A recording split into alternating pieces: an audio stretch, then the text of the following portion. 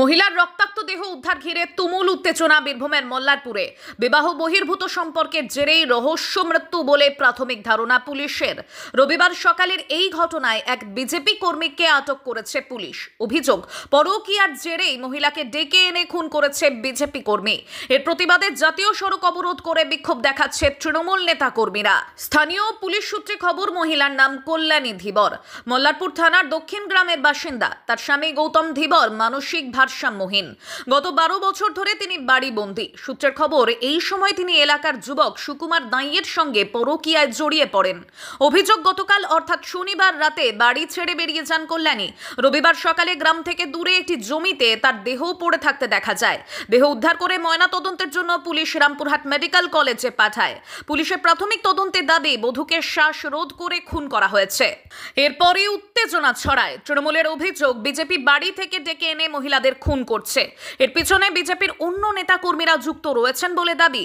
প্রতিবাদে দুপুর 12টা থেকে বাহিনা মোড়ে 14 নম্বর জাতীয় সড়ক অবরোধ করেছে তৃণমূল নেতা কর্মীরা।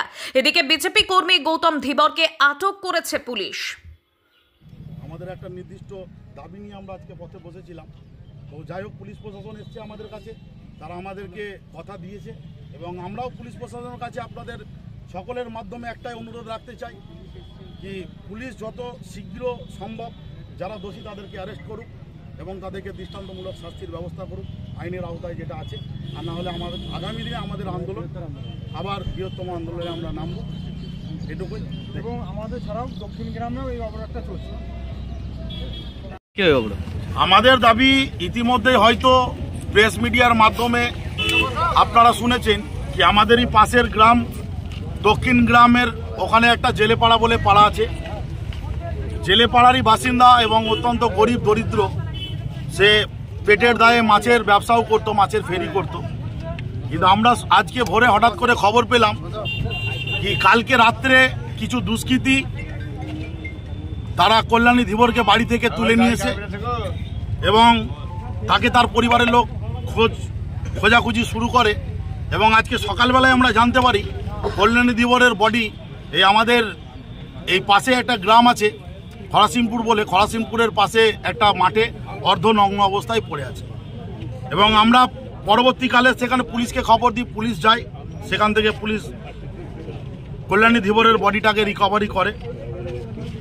এবং পরে আমরা বুঝতে পারিনি কালকে রাত্রে যে মেয়েটা আমাদের মিসিং হয়েছিল এটাই কল্যাণী ধীবরের বডি।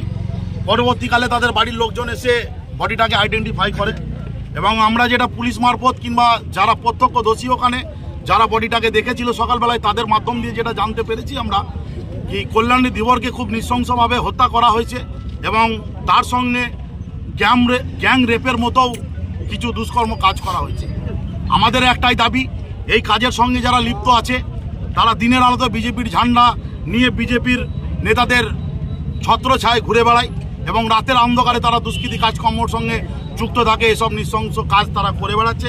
আমাদের পুলিশ প্রশাসনের কাছে একটাই দাবি কি কল্যাণী ধীবরের এই নৃশংস হত্যাকাণ্ডের সঙ্গে যারা জড়িত আছে তাদেরকে অবিলম্বে চিহ্নিত করে খুঁজে বার করে 24 ঘন্টার মধ্যে দৃষ্টান্তমূলক শাস্তি দাবি করতে হবে।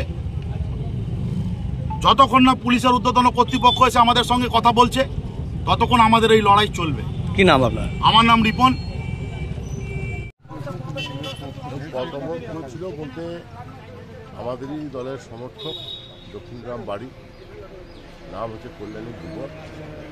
তার পরিবার দীর্ঘদিন ধরে তৃণমূল করে। গতকাল সন্ধ্যে থেকে মিসিং ছিল, অনেক খোঁজাখুঁজি করেও তাকে পাওয়া যায়নি। তারপর তারা পুলিশের দ্বারস্থ হয়েছিল।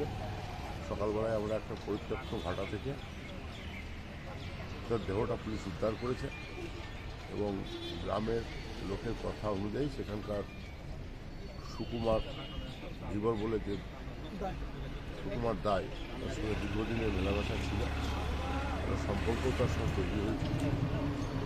তাকেও অ্যারেস্ট করেছে পুলিশ। বাকিটা তদন্ত খুন তো অবশ্যই, কোন উদ্দেশ্যে খুন সেটা পুলিশ বলতে পারবে। পোস্টমর্টম হোক, আমরা প্রকৃত দোষীকে ধরুক এবং তার শাস্তিও পেতে হবে। সুকুমার দায় কি বিজেপি করে? সুকুমার দায় বিজেপি। এবং দক্ষিণ গ্রামের লোকাল লিডার। আপনার মনে হচ্ছে যে সুকুমারদাই এখন পুলিশ ইনফরমেশন দেওয়া হয়েছে, পুলিশ তদন্ত করছে। ফলে মানে প্রকৃত দোষীদের গ্রেপ্তারের দাবি তো অবরোধ হয়েছে। অবশ্যই, যাতে ভবিষ্যতে এই ধরনের ঘটনা না ঘটে। আর কলকাতা বা বর্ধমান নয়, এবার এক ছাদের তলায় সমস্ত রোগের উন্নত মানের চিকিৎসা পরিষেবা পেয়ে যাবেন মল্লারপুরের বিএনএস আয়ুষ্মতি হাসপাতালে। বিএনএস আয়ুষ্মতি হাসপাতাল, বাহিনা মোড়, NH14, মল্লারপুর। বিএনএস আয়ুষ্মতি হাসপাতালে স্বাস্থ্যসাথী কার্ডের মাধ্যমে সমস্ত রোগের চিকিৎসা করা হয়ে থাকে।